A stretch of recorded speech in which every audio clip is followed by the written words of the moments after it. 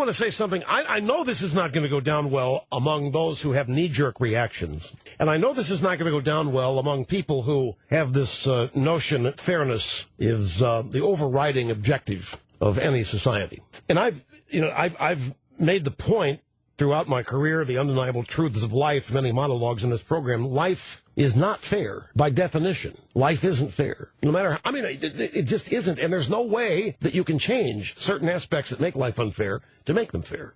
Life is not equal. Sometimes people earn more than others. Some people have children when other people can't. And nothing unfair about that. It's just the way it is. Unspeakable tragedies happen to some families. They don't happen to others.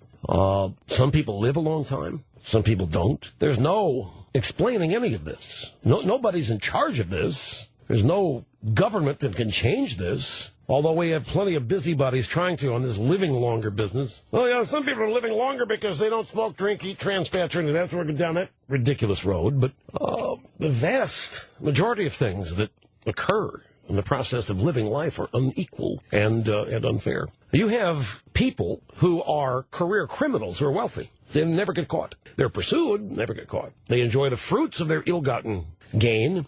There are people who play by the rules each and every day who don't make much money. It's not because the Constitution's not fair. It's not because America's unfair. It's not because America as constituted is not right or unjust or immoral. There are some people who go to church every day, have some of the most unfortunate, unspeakably rotten things happen to them. True believers. Other people, agnostics and atheists, who seem to be living fun, enjoyable, carefree lives. You look at it and say, that's just not fair. It's not right. Well, maybe it isn't. Certainly unfair, certainly unequal, but it's not because America's not unfair. It's not because America's Constitution is unjust. There are people who work in sewers. There are people who work in trash and sludge all day long who don't make much money. There are people who have never gotten their fingernails dirty, who are multi-billionaires. Not fair, not equal. There are people who you look at who do work that is far more important morally, economically, than other people and the work they do, and yet those people who don't make much money, teachers. A lot of people think teachers are the most important people we have in a society. Look at what they make compared to athletes. Athletes is another thing. Some people, champions are born. They're not made in a weight room. They're not made in the practice field. It's honed and it's practiced and it's improved, but champions are born. You can't run a 4.2 40. Nobody can teach you how. If you can't throw a baseball 100 miles an hour, nobody can teach you how. It's not fair.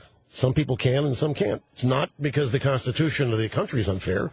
It's not because America is unjust that some people can end up playing Major League Baseball and others can't. And it's certainly not fair that among those who play Major League Baseball, some of the most immoral, rotten schlubs, constant drunks, drug abusers, biggest stars, biggest heroes, and some of the ones are clean and pure as the wind-driven snow, God, country, church every day, get cut, don't make teams. Not fair. Certainly not equal. Not because the Constitution's unfair.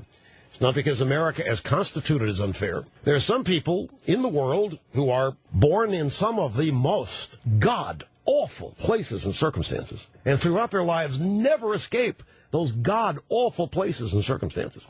And there are other people who are born in the laps of luxury, who sip cocktails at 4:30 in the afternoon, inherit their money, and look down on those who earn it. It's not fair. It's not equal. But it's not because of the U.S. Constitution. It's not because of the United States of America. There are people who have lived upstanding lives, who are the models of decorum in their communities, and for no reason whatsoever, a drunk driver kills them.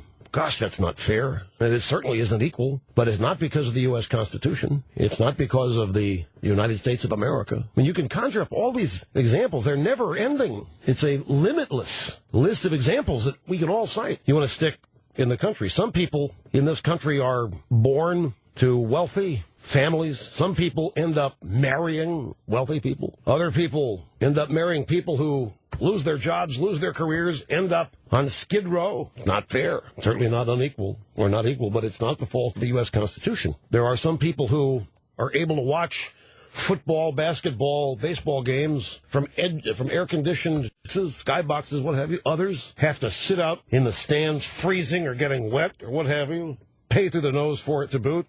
Certainly not fair. Certainly not equal. and certainly not the fault of the U.S. Constitution, not the fault of the United States of America. None of these inequities, none of this unfairness means that the Constitution has been violated. None of these inequities or inequalities or none of this unfairness means that the United States of America is unjust and immoral. None of it means that the way we've governed ourselves is unfair. It doesn't mean that somebody owes you something. It doesn't mean that you're a victim of anything. It's just called life. And I realize a number of you out there on the left are probably just screeching about now, claiming I'm insensitive and lacking in compassion and don't get it, when it's just the other way around. It's life. You live your life. We all make decisions, good, bad, indifferent. Some of us are leaders. Some of us are followers. Some of us have unique talents. Some of us don't have any. Some of us have great confidence. Some of us are forever burdened with an inferiority complex. Some of us care only what we're thought of. Others couldn't care less. Doesn't mean that anybody's better than anybody else or anybody's any worse. It certainly doesn't mean the United States of America sucks. And it doesn't mean that our Constitution needs to be blown up and rewritten. And it doesn't mean you're a victim. It's called life. Everybody tries to live their life. Some people got a better handle on it than others. Some people think they have no control over their lives. There are constant victims and are always looking to blame everybody else for what doesn't go right in their lives. Other people don't have time for that. They realize they only have one life, and every day is something to seize, to make the most of. Regardless where you fall in this spectrum, it doesn't mean we have a flawed country, and it doesn't mean our Constitution is flawed. It doesn't mean you're a victim. It means you're alive. In this country, in the United States of America, right now, today, August the 5th, 2010, regardless of your race, regardless of your sex, your gender, or your orientation, you have more liberty and more opportunity to change anything about your life that you don't like than anywhere else in the world. Because you live in the United States of America. Because you are an American.